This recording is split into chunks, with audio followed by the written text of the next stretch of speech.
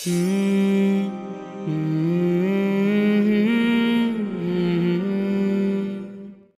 বোন। আচ্ছা, আমার একটা প্রশ্ন। সূরা আলে ইমরান আয়াত 50, এতে বলা হয়েছে যিশু শিক্ষাকে মানতে, তাহলে কেন মানুষ মানছে না? বোন নামটা বলবেন প্লিজ। Chastity. বোন প্রশ্ন করলেন যে কোরআন বলছে সূরা আল ইমরান অধ্যায় 3 আয়াত 50 যে আমাদেরকে যীশু খ্রিস্ট বা ইসলাম ইসলামের শিক্ষা অনুসরণ করতে হবে। অনেক আয়াতই আছে যেগুলো বলছে আমাদেরকে ঈসা আলাইহিস সালামের উপর বিশ্বাস করতে হবে। বোন আপনাকে পরিষ্কার করে বলি যে ইসলামই একমাত্র খ্রিস্টান ধর্ম যেটা যীশু বা ঈসা আলাইহিস সালামের উপর বিশ্বাসের গুরুত্ব দিয়ে থাকে। সে কখনোই মুসলিম না যদি যীশু বা ঈসা আলাইহিস সালামকে বিশ্বাস না করে। আমরা বিশ্বাস করি তিনি ছিলেন আল্লাহ সুবহানাহু ওয়া তাআলার একজন মহান নবী। আমরা বিশ্বাস করি তিনি ছিলেন মসিহ মানে খ্রিস্ট। আমরা বিশ্বাস করি তার জন্ম হয়েছে অলৌকিকভাবে কোনো পুরুষের স্পর্শ ছাড়াই, যা অনেক আধুনিক খ্রিস্টানি এখন এটা বিশ্বাস করে না। আমরা বিশ্বাস করি তিনি মৃতকে জীবিত করতেন আল্লাহর সাহায্যে। আমরা বিশ্বাস করি তিনি সুস্থ করতেন অন্ধ এবং কুষ্ঠরোগীকে আল্লাহর সাহায্যে। বোন, খ্রিস্টান আর মুসলিমরা একত্রিত হচ্ছে, তবে কেউ হয়তো বলবে তাহলে পার্থক্যটা কোথায়? বোন, পার্থক্যের কারণ হচ্ছে যে অনেক খ্রিস্টান তারা বলে যে যীশু বা ঈসা আলাইহিস সালাম তিনি ঈশ্বর দাবি করেছেন। তিনি বলেছিলেন আমি সর্বশক্তিমান ঈশ্বর। বোন, আপনি যদি বাইবেল পড়েন একটা স্পষ্ট করে বলা কথাও আপনি পাবেন না পুরো বাইবেলে যেখানে যীশু বা ঈসা আলাইহিস সালাম নিজে বলেছেন যে আমি ঈশ্বর, আমার উপাসনা করো। যদি কোনো খ্রিস্টান একটা মাত্র স্পষ্ট কথা দেখাতে পারেন, স্পষ্ট করে বলা একটা কথা পুরো বাইবেলে যেখানে যীশু বা ঈসা আলাইহিস সালাম নিজে বলেছেন আমি ঈশ্বর, অথবা বলেছেন আমার উপাসনা করো, আমি আজই খ্রিস্টান ধর্ম গ্রহণ করব। অন্য মুসলিম ভাইদের পক্ষ থেকে আমি কথাটা বলছি না। সত্যি বলতে যদি বাইবেল পড়েন এতে বলা হয়েছে গসপেল অফ জন অধ্যায় 14 অনুচ্ছেদ 28 যীশু আলাইহিস সালাম বলেছেন আমার পিতা আমার চেয়ে মহান। গসপেল অফ জন অধ্যায় 10 অনুচ্ছেদ 29 আমার পিতা সবার চেয়ে মহান। গসপেল অফ ম্যাথিউ অধ্যায় 12 অনুচ্ছেদ 28 আমি শয়তানকে তাড়াই ঈশ্বরের আত্মার সাহায্যে। গসপেল অফ লুক অধ্যায় 11 অনুচ্ছেদ 20 আমি ঈশ্বরের আঙ্গুলের সাহায্যে শয়তানকে তাড়িয়ে দিই। গসপেল অফ জন অধ্যায় 5 অনুচ্ছেদ 30 আমি নিজে থেকে কিছু করতে পারি না, আমি যা কিছু শুনি তাই বলি, আর আমার কথা সঠিক। আমি আমার নিজের ইচ্ছায় চলি না, সর্বশক্তিমানের ইচ্ছায় চলি, আমার পিতার ইচ্ছায় চলি। যদি কেউ বলে যে আমি নিজের ইচ্ছায় চলি না, সর্বশক্তিমান ঈশ্বরের ইচ্ছায় চলি, সে মুসলিম। যীশু বা ঈসা আলাইহিস সালাম ছিলেন মুসলিম, কখনো ঈশ্বর দাবি করেননি। আর এটা স্পষ্ট করে উল্লেখ আছে বুক অফ অ্যাক্টস 2 নম্বর অধ্যায় অনুচ্ছেদ 22 শোনো ইসরায়েলবাসী, নাজারেথের যীশু তোমাদের মধ্য থেকে ঈশ্বর তাকে মনোনীত করেছেন অলৌকিকত্ব আর নিদর্শনের মাধ্যমে, যা ঈশ্বর তাকে দিয়ে করিয়েছেন তোমরা দেখেছো।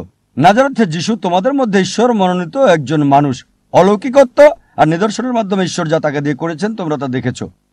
তাই আমরা বিশ্বাস করি যীশু খ্রিস্ট বা ঈসা আলাইহিস সালাম আল্লাহ সুবহানাহু ওয়া তাআলার একজন মহান নবী ছিলেন, তবে ঈশ্বর ছিলেন না। এখানে আমরা পার্থক্য করি। যিশুর শিক্ষার ব্যাপারে এখন বলবো। আপনার মূল প্রশ্ন ছিল যে কোরআন বলছে আমাদেরকে যীশু বা ঈসা আলাইহিস সালামের শিক্ষা অনুসরণ করতে হবে। যখন যীশু বা ঈসা আলাইহিস সালাম পৃথিবীতে এসেছিলেন তাকে পাঠানো হয়েছিল শুধু ইহুদিদের জন্য, শুধু বনী ইসরাইলদের জন্য। কোরআন স্পষ্ট করে বলছে সূরা সাফ অধ্যায় 61 আয়াত 6 যে যীশু বা ঈসা আলাইহিস সালাম নবী হিসেবে এসেছিলেন বনী ইসরাইলের কাছে। এটা বলা হচ্ছে সূরা আল ইমরান অধ্যায় 3 আয়াত 49 যে যীশু বা ঈসা আলাইহিস সালামকে প্রেরণ করেছিলেন বনী ইসরাইলের কাছে। এটা বলা হচ্ছে গসপেল অফ ম্যাথিউ অধ্যায় 10 অনুচ্ছেদ 5 ও 6। যীশু বা ঈসা আলাইহিস সালাম বলেছেন জেন্টাইলদের পথে যাবে না। জেন্টাইল কারা? যারা ইহুদি নয়, হিন্দু, মুসলিম। জেন্টাইলদের পথে যাবে না, সামারিটানদের শহরে প্রবেশ করবে না, বরং ইসরায়েলের হারানো মেষদের কাছে যাবে। একই কথা বলা হয়েছে গসপেল অফ ম্যাথিউ অধ্যায় 15 অনুচ্ছেদ 24। তিনি অনুসারীদের বলছেন আমাকে প্রেরণ করা হয়েছে শুধুমাত্র ইসরায়েলের ঘরের হারানো মেষদের কাছে। সুতরাং যীশু খ্রিস্টকে পাঠানো হয়েছিল বনী ইসরায়েলদের জন্য, আর তার কথা মানা জরুরি ছিল নির্দিষ্ট একটা সময়ের জন্য। এই কথা বাইবেল বলছে এবং কোরআনও বলছে। তারপর বোন, যদি আপনি বাইবেল পড়েন যীশু আলাইহিস সালাম যা বলেছেন যদি ভালো করে দেখেন, এটা হচ্ছে গসপেল অফ লুক যে যিশু আলাইহিস সালামের খাতনা করা হয়েছিল 8ম দিনে। আমরা মুসলিমরা মাশাআল্লাহ খাতনা করে থাকি, অধিকাংশ খ্রিস্টানি খাতনা করে না। তাই যদি বলেন যিশু আলাইহিস সালামের শিক্ষা অনুসরণ করলে খ্রিস্টান হওয়া যাবে, তাহলে আমি বলবো আমি বড় খ্রিস্টান ওই খ্রিস্টানদের চেয়ে। এটা বলা হয়েছে বাইবেলে, বুক অফ এফেসিয়ান্স অধ্যায় 5 অনুচ্ছেদ 18, যে মাতাল হবে না। এটা বলা আছে বুক অফ প্রবাদ অধ্যায় 20 অনুচ্ছেদ 1, যে মদ একটা ধোঁকা, আমরা মুসলিমরা মদ পান করি না। কোরআন বলছে সূরা মাইদা অধ্যায় 5 আয়াত 90, মদ হারাম, আমরা স্পর্শ করি না, কখনো আমরা মদ খাই না। মুসলিমরা একটা বড় সম্প্রদায় যারা এটা করে না। সুতরাং বাইবেল অনুযায়ী মদ পান করতে পারবেন না। আরো বলা হয়েছে বাইবেলে যে শূকর খেতে পারবেন না, অনেক জায়গায় আছে। এটা আছে বুক অফ লেভিটিকাস অধ্যায় 11 অনুচ্ছেদ 7 ও 8, আরো আছে বুক অফ ডিউটেরোনমি অধ্যায় 14 অনুচ্ছেদ 8, বুক অফ আইজা অধ্যায় 65 অনুচ্ছেদ 2 থেকে 5, কমপক্ষে 5 বার যে শূকর খাওয়া যাবে না। আমরা মুসলিমরা আমরা শূকর খাই না, কিন্তু অধিকাংশ খ্রিস্টানই শূকর খায়। তাই যদি খ্রিস্টান মানে যারা যীশু খ্রিস্ট বা ঈসা আলাইহিস সালামের শিক্ষাকে মেনে চলে, তাহলে আমরা মুসলিমরা খ্রিস্টানদের চেয়ে বড় খ্রিস্টান। আমি এভাবে বলে যেতে পারবো, যখন যিশু আলাইহিস সালামকে বলা হলো প্রথম কমান্ডমেন্ট কোনটি, তিনি বললেন গসপেল অফ মার্ক অধ্যায় 12 অনুচ্ছেদ 29 বলেছেন, এটা হিব্রু উদ্ধৃতি, যার মানে শোনো হে ইসরায়েলবাসী, প্রভু আমাদের প্রভু একজন। আমরা মুসলিমরা মাশাআল্লাহ আমরা বিশ্বাস করি এক আল্লাহকে। অধিকাংশ খ্রিস্টান বিশ্বাস করে ট্রিনিটিতে, পিতা পুত্র এবং পবিত্র আত্মা। তাই যদি বলেন খ্রিস্টান মানে যে যিশু আলাইহিস সালামের শিক্ষাকে অনুসরণ করে, আমরা মুসলিমরা খ্রিস্টানদের চেয়ে বড় খ্রিস্টান। আপনি আমার ভিডিও ক্যাসেট দেখতে পারেন, ইসলাম এবং খ্রিস্টান ধর্মের সাদৃশ্য, সেখানে বিস্তারিত আপনি পাবেন। আমরা বাইবেলের চেয়ে বেশি অনুসরণ করছি যিশু আলাইহিস সালামের শিক্ষা, খ্রিস্টানদের চেয়ে বেশি। আশা করি উত্তরটা পেয়েছেন বোন। হ্যাঁ ভাই, আসসালামু আলাইকুম। ওয়ালাইকুম আসসালাম রাহমাতুল্লাহ। আমার নাম ঋত্বিক বানিয়া, আমি ফরাসি অমুসলিম, আর 8 মাস ধরে ভারত ভ্রমণ করছি। আমি আমার বয়স 18 বছর, জুনে গ্রেড 12 শেষ করেছি। আর ইনশাআল্লাহ যদি রাজি থাকেন আপনার সাথে দেখা করব। আর তবে এখন আমি একটা প্রশ্ন করতে চাই ইহুদিদের ব্যাপারে। হতে পারে, যদি আমার ভুল না হয়, আপনি বললেন যে এটা কুরআনে আছে যে ইহুদি আর মূর্তি পূজারীরা হলো বড় শক্তিশালী শত্রু বিশ্বাসীদের, মুসলিম বিশ্বাসীদের। মুসলিমদের আমি জানতে চাই কিভাবে এই আয়াত থাকা সত্ত্বেও শান্তি আসতে পারে মানবজাতির মাঝে, যখন ইসরায়েল আর প্যালেস্টাইনের মাঝে সমস্যা, কিভাবে কিছু মুসলিম আর কিছু ইহুদি পারে না। ভুল বোঝা হয়েছে এই আয়াত, কারণ এটা প্ররোচিত করতে পারে কিছু মানুষকে। ভুল ব্যাখ্যা যদি এটা কাব্যিক হয়, তবু ইহুদি আর মুসলিমকে শত্রু হতে হবে। ভাই খুব সুন্দর প্রশ্ন করলেন। বললেন যে আমি বক্তব্যে উদ্ধৃতি দিয়েছি কোরআনের আয়াতে সূরা মাইদা অধ্যায় 5 আয়াত 82 বলা হয়েছে যে মুসলিমদের সবচেয়ে বড় শত্রু হচ্ছে ইহুদি এবং মূর্তি পূজারীরা, আর সবচেয়ে কাছের হচ্ছে খ্রিস্টানরা। তাই বললেন এটা কি শত্রুতা বাড়াবে না যখন বলা হচ্ছে ইহুদি আর মুসলিম যুদ্ধ করবে? কোরআন বলেনি যে ইহুদি এবং মুসলিমদের যুদ্ধ করতে হবে। কোরআন বলছে মুসলিমদের বিশ্বাসীদের সবচেয়ে বড় শত্রু হচ্ছে ইহুদিরা। এটা বলেনি যে মুসলিমদের যুদ্ধ করতে হবে ইহুদিদের সাথে, এর মানে এটা না। তবে বলা হয়েছে ইহুদিরা সামগ্রিকভাবে মুসলিমদের বিরোধিতা করবে। লেকচার আমি বলেছি অনেক ইহুদি ইসলাম গ্রহণ করেছে, অনেক ইহুদি মুসলিমদের সম্মান করে, তবে সামগ্রিকভাবে দেখলে ইহুদি আর খ্রিস্টানকে সামগ্রিকভাবে দেখলে ইহুদির চেয়ে খ্রিস্টান কাছের সামগ্রিকভাবে। এটা একটা বিষয়। যেমন ধরেন কোরআন বলছে যে ইহুদিরা চালাকও, এটাও একটা কারণ। চালাক হলে চালাক, এর মানে এই না যে বিষয়টা লুকানো হচ্ছে। কোরআন আরো বলছে যে সামগ্রিকভাবে তারা বড় শত্রু, তাই এটা একটা ফলসিফিকেশন টেস্ট। এখন যদি আপনি কোরআনকে ভুল প্রমাণ করতে চান, যদি ইহুদিরা সবাই এক হয়ে যায় আর ঠিক করে চলো কোরআনকে ভুল প্রমাণ করতে কমপক্ষে ৩-৪ বছর আমরা ভালো থাকব, চলো প্যালেস্টাইনে যুদ্ধ বন্ধ করি। আর আপনি কি জানেন হিটলার ইহুদিদের বের করে দিয়েছিল? হিটলার ৬০ লক্ষ ইহুদিকে হত্যা করেছে, জার্মানি থেকে তাদের বের করে দিয়েছে। আরবরা, ফিলিস্তিনিরা তাদের বলল আহলান ওয়া সাহলান, স্বাগতম, সুস্বাগতম। কিছুদিন পর নিজেদেরই ঘর ছাড়তে হলো। চিন্তা করেন, কেউ কোনো ভ্রমণকারীকে আশ্রয় দিল, সেই ভ্রমণকারী তাকেই বাড়ি থেকে বের করে দিচ্ছে, আর সে চিৎকার করছে আমার বাড়ি নিয়ে যাচ্ছে, সে তখন বলছে সন্ত্রাসী। তাই আমাদের যা করতে হবে, চলুন একত্রে মিলে সমস্যার সমাধান করি। সমস্যাটা কি? এখন আমেরিকাকে নিয়ন্ত্রণ করে ইহুদিরা, হোক সেটা ব্যাংক অথবা টাকা অথবা ক্ষমতা।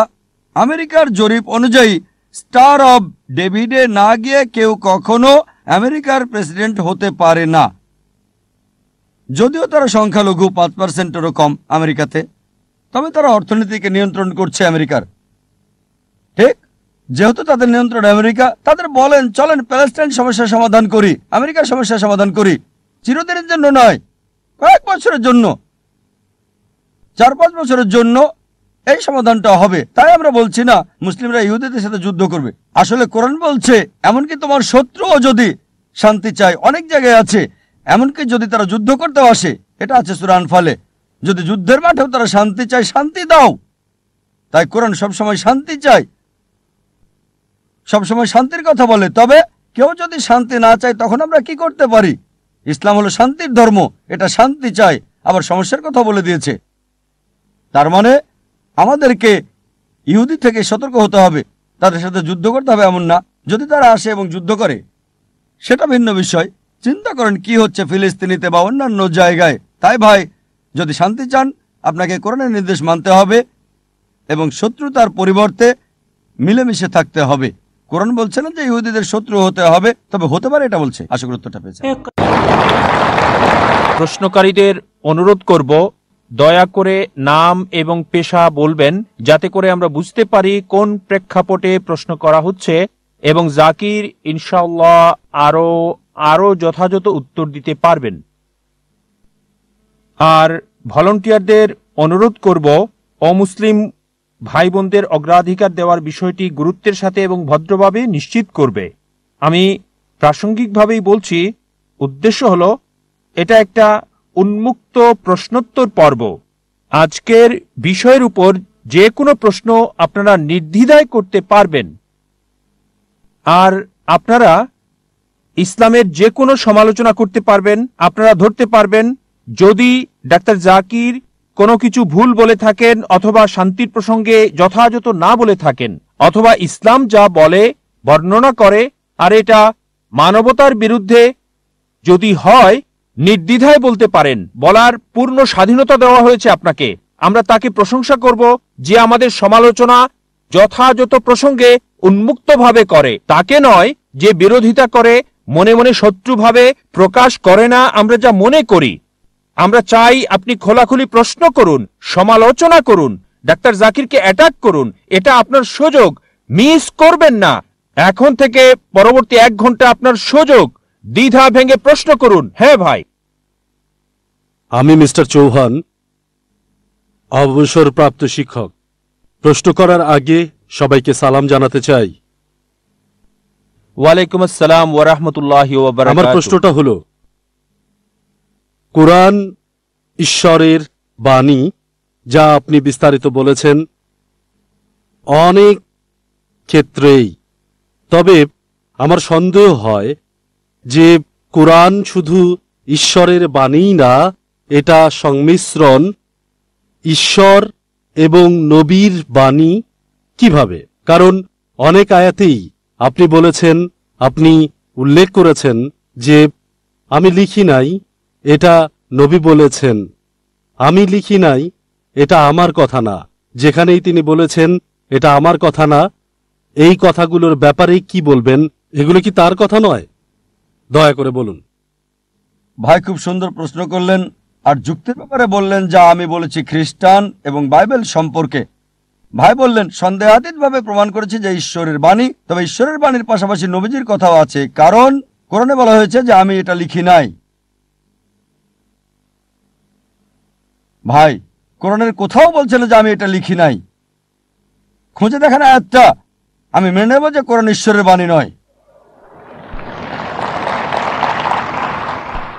কোরআন কি বলছে? তারা বলে নবী এটা রচনা করেছে। আর আমি উদ্ধৃতি দিয়েছি, হয়তো ভুল শুনেছেন। আমি যা বলেছি সূরা সাজদা অধ্যায় 32 আয়াত 1 থেকে 3, তারা বলে নবী এটা রচনা করেছে। তাদেরকে বলো না, এটা সর্বশক্তিমান ঈশ্বরের কাছ থেকে, এটা সর্বশক্তিমান আল্লাহর কথা। যদি নবী লিখতেন আপনার কথা আমি মানতাম। এটা বাইবেলে উল্লেখ করা আছে। বাইবেলে বলা হয়েছে যে মুসা আলাইহিস সালাম বলেছেন যে আমি মরে গিয়েছিলাম, ইত্যাদি ইত্যাদি। এটা মুসাও লিখেন না, ঈশ্বরও লিখেন নাই। যদি মুসা লিখতেন কিভাবে বলেন আমি মরে গিয়েছিলাম? আর বাইবেলে এটাই উল্লেখ আছে যীশু খ্রিস্ট সাল্লাল্লাহু আলাইহি সাল্লাম বলেছেন। তাই আমরা যা বলতে পারি কোরআনের ব্যাপারে, কখনোই আপনি নবীর সরাসরি বক্তব্য পাবেন না কোরআনে। যদি থাকে তা আল্লাহ তাআলা উদ্ধৃত করেছেন ইনভার্টেড কমার মধ্যে। আল্লাহ তাআলা বলতে পারেন যে নবী উত্তর দিল, তবে কোরআন কখনোই বলেনি আমি লিখি নাই। সত্যি বলতে কোরআন বলছে এটা আল্লাহ তাআলার পক্ষ হতে। অনেক আয়াতই বলেছি, যদি আবার শুনতে চান আমি আবারও বলতে পারি।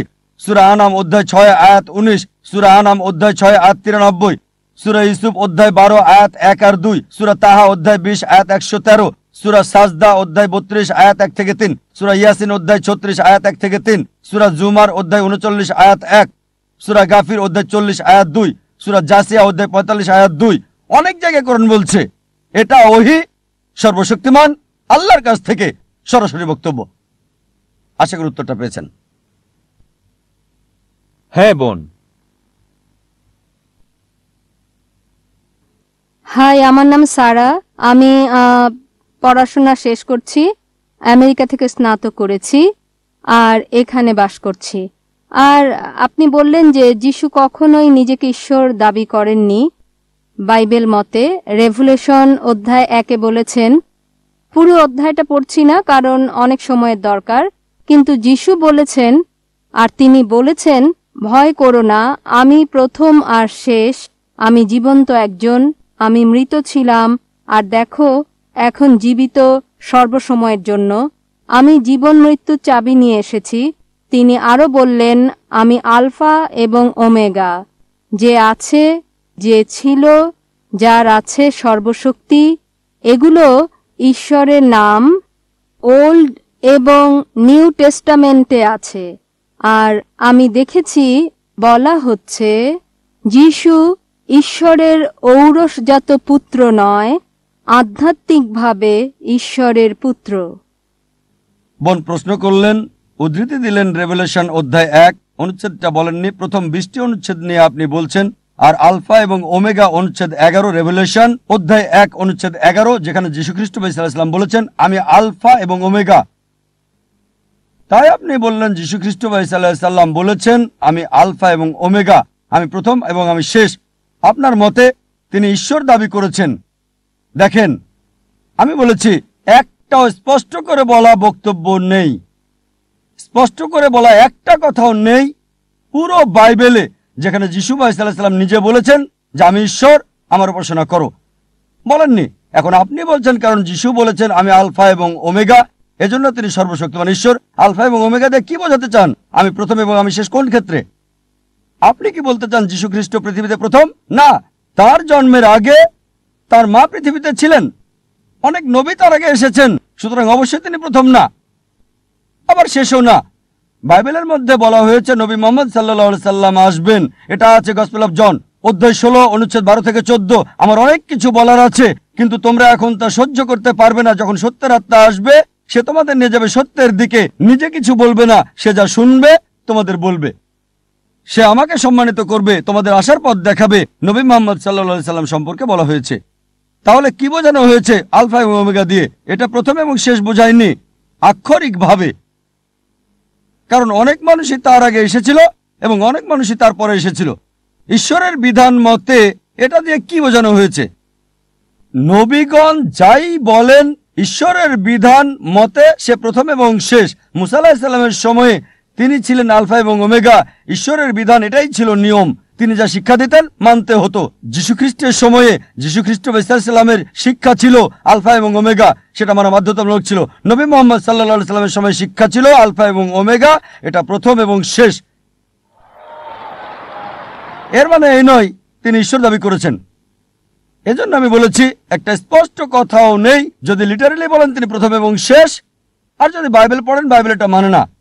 অনেক মানুষের যীশু খ্রিস্ট সাল্লামের আগে এসেছিল, তার জন্ম হয়েছিল মায়ের পেটে, আর অনেক মানুষ তার পরে এসেছিল। এজন্য বোন আমি বলেছি স্পষ্ট করে বলা একটা কথা। আশা করি উত্তরটা পেয়েছেন। হ্যাঁ, পরবর্তী প্রশ্ন হবে মহিলাদের মধ্য থেকে। আমি ডাক্তার পূজা অরোরা, সায়ন হাসপাতাল থেকে এসেছি। আমি একজন সাইকোথেরাপিস্ট। স্যার, আমি আপনার সাথে একমত। একটা ছোট প্রশ্ন শুধু। যখন নবী মুহাম্মদ সাল্লাল্লাহু আলাইহি সাল্লাম নবুয়ত পেয়েছিলেন, আর তিনি, যেমন আপনি বললেন যে তিনি ছিলেন সাধারণ লোক, নবুয়ত পাবার আগে সেই সময়ে কোরআন যেটা ঈশ্বরের বাণী, এটা কি শুধু মুসলিমদের আলোকিত করেছিল? কারণ ঈশ্বর পক্ষপাতিত্ব নিশ্চয় করবেন না। তাহলে পৃথিবীর অবশিষ্ট মানুষ তখন কি করছিল? যখন নবী মুহাম্মদ সাল্লাল্লাহু আলাইহি সাল্লাম অল্প কিছু মানুষকে আলোকিত করেছিলেন, আর এটা এমন দীর্ঘ সময় নিয়েছে সমাজের অন্যান্য অংশগুলোকে আলোকিত করার জন্য এই ঈশ্বরের বাণী দ্বারা, আর কত বছর নেবে অমুসলিমদের জন্য? মুসলিমদের মতো হিন্দুরাও হবে। আমি সম্পূর্ণভাবে আপনার সাথে একমত। এর একটা ধারণা হতে হবে যে হিন্দুরা মূর্তিতে বিশ্বাস করে, ছবিতে, অথবা রাম ভগবান যাই হোক না কেন, এটা একটা বিশ্বাস। আর তাদেরকে এটার মাধ্যমে বোঝাতে হবে যে ঈশ্বর এক। হিন্দু ধর্ম বিশ্বাস করে এক সর্বশক্তিতে, যেটা একটা শক্তি, একটা স্বর্গীয় শক্তি। তবে দুঃখজনকভাবে এটা বিভিন্ন আকার দেওয়া হয়েছে। সুতরাং যদি এই কল্যাণের জন্য কোরআন যদি একজন হিন্দুকে সাহায্য করে এক ঈশ্বর সম্পর্কে জানতে, এটা খুবই ভালো। বোন খুব সুন্দর প্রশ্ন করলেন, গুরুত্বপূর্ণ প্রশ্ন। যদি কোরআন এমন এক বই হয়, যদি এটা ঈশ্বরের বাণী হয়, তাহলে কেন এটা শুধুমাত্র একটা ছোট্ট দলের জন্য এসেছিল, যেখানে ছিল শুধু আরবরা আর মুসলিম? সারা পৃথিবীর জন্য কেন আসেনি? কত সময় লাগবে? বোন, কোরআন কখনোই শুধু মুসলিম বা আরবদের জন্য নাজিল হয়নি। কোরআন সমগ্র মানব জাতির জন্য। এটা বলা হয়েছে সূরা ইব্রাহিম অধ্যায় 14 আয়াত 1, সূরা ইব্রাহিম অধ্যায় 14 আয়াত 52, সূরা বাকারা অধ্যায় 2 আয়াত 185 এবং সূরা জুমার অধ্যায় 39 আয়াত 41-এ কোরআন সমগ্র মানব জাতির জন্য প্রেরিত। সময় সংক্ষিপ্ত, তাই রেফারেন্সটা দিচ্ছি, উদ্ধৃতি বলছি না। তাই কোরআন শুধু মুসলিম বা আরবদের জন্য নয়, কোরআন সমগ্র মানব জাতির জন্য। আর নবী মুহাম্মদ সাল্লাল্লাহু আলাইহি সাল্লাম শুধু মুসলিম বা আরবদের জন্য নয়। কোরআন বলছে সূরা আম্বিয়া অধ্যায় 21 আয়াত 107, ওয়ামা আরসালনাকা ইল্লা রাহমাতাল লিল আলামিন, আমি তো তোমাকে প্রেরণ করেছি রহমত স্বরূপ সমগ্র মানব জাতির জন্য, সারা পৃথিবীর জন্য, সমগ্র সৃষ্টির রহমত স্বরূপ।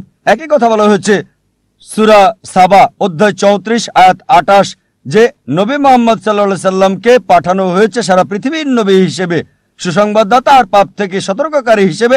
তবে অধিকাংশ মানুষই তা জানে না। কোরআনের এই আয়াত বলছে অধিকাংশ মানুষই তা জানে না। এই কারণেই বোন আমরা এমন সম্মেলন করে থাকি। এটা সব মুসলিমের দায়িত্ব, সর্বশক্তিমান আল্লাহর বাণী সবার কাছে তুলে ধরা। তাহলে আরেকটা প্রশ্ন স্যার করব? সময় লাগবে, তবে ভালো হয় আর দেরি না করলে। আর যারা মুসলিম হিসেবে দাবি করে অনেকেই ভালো মুসলিম না, হয়তো শুধু নামেই আব্দুল্লাহ, জাকির, মোহাম্মদ, সুলতান। ভালো মুসলিম তারা নাও হতে পারে। একইভাবে আপনি ঠিকই বলেছেন, হিন্দু ধর্মে গ্রন্থ মানছে না। তারপরও যে ধর্মের সবচেয়ে বেশি মানা হয় শুধু মুখে নয় কাজে কর্মে, সেটা হচ্ছে ইসলাম 1 নম্বরে। খ্রিস্টানরা সংখ্যা অনেক বেশি, প্রায় 200 কোটি, মুসলিমরা 130 কোটি। তবে পৃথিবীতে ধর্ম মানার ক্ষেত্রে 1 নম্বর হলো ইসলাম, পার্সেন্টেজ হিসেবে সবচেয়ে বেশি। তাই এই আলোচনা প্রধানত ওই সমস্ত মুসলিমদের উদ্দেশ্যে যারা যথাযথভাবে ধর্ম পালন করছে না, যাতে ইসলামের কাছে থাকে, আর ওই সব মুসলিমদের কাছে শান্তির বাণী পৌঁছাতে চায়, ভালোবাসার বাণী, আর পৃথিবীতে প্রমাণ করতে চায় যে ঈশ্বর কেবল একজনই। পূর্ণ শান্তি তখনই আসতে পারে যদি নিজের ইচ্ছাকে আল্লাহর কাছে সমর্পণ করেন। এটা একমাত্র রাস্তা পৃথিবী এবং আখিরাতে পূর্ণ শান্তি পাবার। আর এ কারণে এই বোন এমন সম্মেলন করছি। আমাদের একটা স্যাটেলাইট চ্যানেল আছে পিস টিভি, প্রতিদিন 60 মিলিয়নেরও বেশি মানুষ এটা দেখছে। তাই অন্তত বিচারের দিনে আল্লাহ সুবহানাহু ওয়া তাআলার কাছে বলতে পারবো, হে আল্লাহ, আমাদের সামর্থ্যের মধ্যে সর্বোচ্চ চেষ্টা করেছি, আমরা অন্তত প্রতিদিন 60 লক্ষ মানুষের কাছে তোমার দাওয়াত দিয়েছি, আর আজকে এই দাওয়াত আপনার কাছে পৌঁছে গেল বোন। তাই পরবর্তীতে বিচারের দিনে বলতে পারবো, আল্লাহ সুবহানাহু ওয়া তাআলাকে আমি দাওয়াত দিয়েছি, এই বোনকে গ্রহণ করা না করাটা আপনার বিষয়। আরেকটা বিষয় স্যার বলতে পারবো, একটু যোগ করতে চাই, পারবো? অনেক ধন্যবাদ স্যার। আর একটা বিষয়, যদি ঈশ্বর নিরপেক্ষ থাকবেন বিচারের দিনে, তাই না? তাহলে আপনি পক্ষপাতিত্ব করলেন যে অমুসলিমদের অগ্রাধিকার দেওয়া প্রশ্ন করার ক্ষেত্রে। ঈশ্বর ন্যায় নিরপেক্ষ। তাই যদি হিন্দুরা মূর্তি এবং ছবিতে বিশ্বাস করা বন্ধ করে আর তারা সর্বশক্তিমানে বিশ্বাস করে যার কোনো আকৃতি নেই, কোনো আকার নেই, বিচারের দিনে তারা কি মুসলিম হিসেবে গণ্য হবে সর্বশক্তিমান ঈশ্বরের কাছে? না, এটা এমন না। একই ধারণা যা হিন্দু ধর্মে আছে, যা ভুল বিশ্বাস আর আকৃতি দিয়ে পালন করা হয়। তবে একজন হিন্দু যদি হিন্দু ধর্ম পালন করে, সেটা ভুল না, পালন করবে, কারণ তার উদ্দেশ্য ঈশ্বর, তিনি মহান, তবে আকার দেওয়া খুব যাবে ভালো না। প্রশ্ন। যদি এই বার্তা হিন্দুদের কাছে পৌঁছে তারা গ্রহণ করবে। খুবই ভালো প্রশ্ন। ধন্যবাদ স্যার। পক্ষপাতিত্ব আর নিরপেক্ষ হওয়ার ব্যাপারে দুটো মত থাকতে পারে আপনার দিক থেকে, কারণ নিরপেক্ষ না বলে অন্তত প্রশ্ন করতে পারছেন। এই পক্ষপাতিত্ব না করলে আমি আল্লাহর কাছে বলতে পারতাম না আমি আপনাকে সরাসরি দাওয়াত দিয়েছি এককভাবে। আপনি দেখছেন, তাই না না, তিনি তা তাই আপনাকে বিশ্বাস বুঝতে করেন হবে না। বোন, কেন পক্ষপাতিত্ব করছি। এই পক্ষপাতিত্ব নিরপেক্ষতার জন্য, কারণ অন্যরা দাওয়াত পেয়েছে 100 না হলো 90 ভাগ, আপনারা সবাই কম পাবেন। তাই আমাদের এই পক্ষপাতিত্ব নিরপেক্ষ হওয়ার জন্য। ঠিক স্যার, তবে আমাদের যা এবার দরকার। আপনার প্রশ্নে আসি। জি স্যার। এটা খুবই ভালো প্রশ্ন, যে যদি হিন্দুরা বিশ্বাস করে এক ঈশ্বরে, মূর্তিতে বিশ্বাস না করে, প্রতিমূর্তিতে বিশ্বাস না করে, ভাস্কর্যে বিশ্বাস না করে, তাহলে শেষ বিচারের দিনে তারা কি মুসলিম হবে? ঠিক, আপনি ইসলামের অংশ অনুসরণ করছেন। ঠিক, যদি আপনি হিন্দু গ্রন্থ পড়েন, হিন্দু গ্রন্থ বলছে আরেকজন নবী আসবেন, আর নবী মুহাম্মদ সাল্লাল্লাহু আলাইহি সাল্লামের আগমনের অনেক ভবিষ্যৎবাণী আছে অনেক জায়গায়। তার কথা আছে ভবিষ্য পুরাণায় পর্ব 3 খণ্ড 3 অধ্যায় 3 শ্লোক 5 থেকে 8। তার কথা বলা হয়েছে ভবিষ্য পুরাণায় পর্ব 3 খণ্ড 3 অধ্যায় 3 শ্লোক 10 থেকে 27। তার কথা বলা হয়েছে অথর্ববেদে অধ্যায় 21 অনুচ্ছেদ 6, অথর্ববেদ অধ্যায় 21 অনুচ্ছেদ 7। অনেক জায়গায় তার কথা বলা হয়েছে। তার কথা নাম সহ বলা হয়েছে 100-এরও বেশি বার মুহাম্মদ হিসেবে হিন্দু গ্রন্থে। ঠিক সময় স্যার। কম, তাই সবগুলো রেফারেন্স বলছি না। কল্কি পুরাণায় কল্কি অবতারের কথা উল্লেখ আছে অধ্যায় 2 অনুচ্ছেদ 4, 5, 7, 9, 11 এবং 15-তে বলা হয়েছে আরেকজন অবতার আসবে, কল্কি অবতার, যার বাবার নাম হবে ঈশ্বরে ভৃত্য বিষ্ণু ইয়াস। আরবি করলে হয় আব্দুল্লাহ, যেটা মুহাম্মদ সাল্লাল্লাহু আলাইহি ওয়াসাল্লামের বাবার নাম। এই কল্কি অবতারের মায়ের নাম হবে সুমতি, যার অর্থ শান্তি, নীরবতা, যার আরবি হচ্ছে আমেনা, যেটা নবী মুহাম্মদ সাল্লাল্লাহু আলাইহি ওয়াসাল্লামের মায়ের নাম। তার জন্ম হবে মাধব মাসের 12 তারিখ, 12ই রবিউল আউয়াল। এই দিনে নবীজির জন্ম হয়েছিল। তার 4 জন সাথী থাকবে। আমরা জানি প্রথম 4 খলিফার কথা। তিনি জন্মগ্রহণ করবেন শান্তির জায়গায় মক্কায়। তার জন্ম হবে মক্কার প্রধান গোত্র কুরাইশ বংশ। আরো বলছে তিনি উত্তর দিকে যাবেন, একটা গুহা থেকে ফিরে আসবেন। আর নবীজি মুহাম্মদ সাল্লাল্লাহু আলাইহি ওয়াসাল্লাম মক্কা থেকে মদিনায় গিয়ে আবার এসেছিলেন। আরো অনেক আছে কল্কি অবতার সম্পর্কে। আপনি একটা অংশে বিশ্বাস করছেন লা ইলাহা, আপনাকে এটা বিশ্বাস মুহাম্মাদুর করতে হবে রাসূলুল্লাহ। মুহাম্মাদুর রাসূলুল্লাহ। ধন্যবাদ স্যার, ধন্যবাদ। আর যদি এটা করেন, নাম যাই আছে থাক, সেটাই থাকুক, হোক প্রীতি, যে নামেই থাকুক। আপনার নাম কি বোন? পূজা। পূজা, এই নামেই থাকুক, বদলাতে হবে না। মুসলিম হলেই হলো, নাম পরিবর্তনের কোনো দরকার নেই আপনার। কিন্তু স্যার ধারণাটা। এক ঈশ্বরের ধারণা, কোনো মূর্তি নেই, কোনো প্রতিমূর্তি নেই। তার শেষ এবং চূড়ান্ত নবী মুহাম্মদ। ইনশাআল্লাহ বিচারের দিনে আপনি জান্নাতে যাবেন এই পূজা নাম নিয়েই। তাই স্যার রাস্তা ভিন্ন ভিন্ন, মূল বিষয় হলো উদ্দেশ্য এক হতে হবে। আমি এটাই বিশ্বাস না করি। বোন, গন্তব্যের জন্য পথগুলো ভিন্ন। যদি সবগুলো পথের গন্তব্য একই জি হয়ে থাকে স্যার, তাহলে আলাদা কথা। লক্ষ্য তো একই হবে, এটাই আমি বলতে চাচ্ছিলাম। বোন, সব রাস্তা দিয়ে রোমে যাওয়া যাবে না। ঠিক, আপনি মনে করতে পারেন, কিন্তু ভুলভাবে মনে করলে আমি সঠিক করে দেব। আমি বিশ্বাস করি হতে না। পারে না স্যার, না বোন, যদি বলেন আপনি হিন্দু, সংজ্ঞাগতভাবে যে ভারতে বাস করে সেই আসলে হিন্দু। না স্যার, এটা এমন না। বোন, হিন্দু হচ্ছে ভৌগোলিক সংজ্ঞা। আপনি জানেন না, আমি জানি। আমি একজন হিন্দু ভৌগোলিক ভাবে, আমি হিন্দু ভৌগোলিক ভাবে। হিন্দু শব্দটা প্রথম ব্যবহার করে আরবরা, অনেকে এখানে আছে, তারা আমাকে হিন্দি বলে। যখন সেখানে যাই, হিন্দি, হাই হিন্দি, তারা বলে আমি হিন্দু। হিন্দু শব্দটা প্রথম ব্যবহার করে আরবরা যখন ভারতে এসেছিল। পার্সিরা ব্যবহার করেছিল এটা ভারতের লোকদের বোঝাতে যখন ভারতে এসেছিল। তাই ভৌগোলিকভাবে আমি হিন্দু। যদি ধর্মীয়ভাবে বলেন, হিন্দু হচ্ছে মিসনোমার। স্বামী বিবেকানন্দ বলেন সঠিক কথাটি হচ্ছে বেদান্তি। আপনার বেদ মানা উচিত। তাই যদি সঠিক বিষয়টা অনুসরণ করেন, বেদের এক ঈশ্বরে বিশ্বাস করেন আর বিশ্বাস করেন নবী মোহাম্মদ সাল্লাল্লাহু আলাইহি সাল্লামকে, তাহলে আপনি একজন মুসলিম। কিন্তু স্যার, ধর্ম শক্তিশালী হতে পারে না। হ্যাঁ? আসল শক্তি হলো আল্লাহ। ঠিক, আমি আপনার সঙ্গে সত্য এবং একমত। চূড়ান্ত শক্তি আল্লাহ। আর ঈশ্বরের ধর্ম হচ্ছে চূড়ান্ত।